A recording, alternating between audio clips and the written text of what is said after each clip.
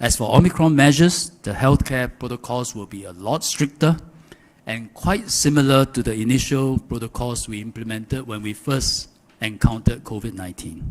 And everyone will be quite familiar with those protocols.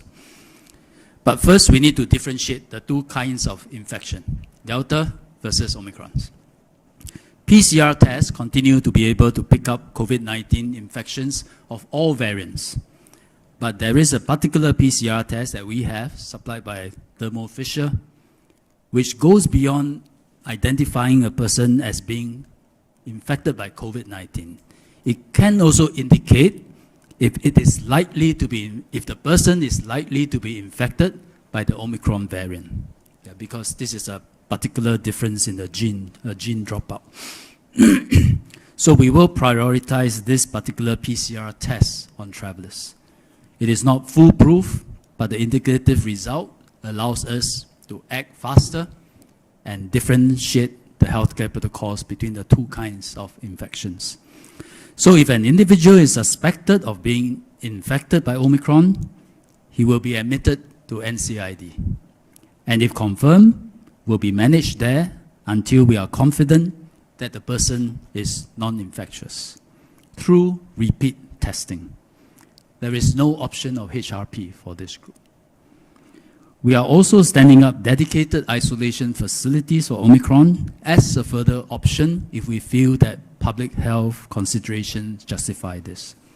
The swab samples from all these individuals will also be simultaneously sent and prioritized for viral genetic sequencing so we can ascertain if it is indeed an Omicron variant infection.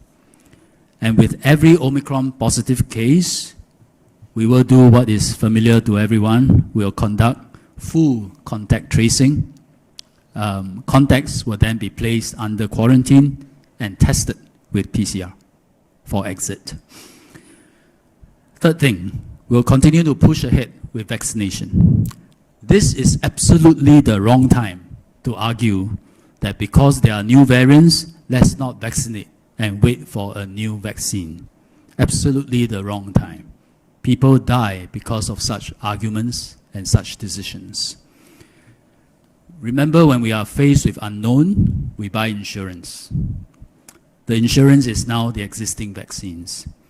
It is not a case where there are mutations and hence existing vaccines will not work, because the human body is much more capable than that once vaccinated. And there is a good chance that existing vaccines will work against Omicron. Doctors from South Africa have observed that amongst the Omicron cases with severe symptoms, 65% are unvaccinated, and the remaining 35% partially vaccinated. These are very brief early data, but it suggests that the vaccine could still be effective and underscores the importance of vaccines. If anything, it is a much more valuable insurance against a big unknown confronting the world now. So please continue to get your vaccinations and your booster shots.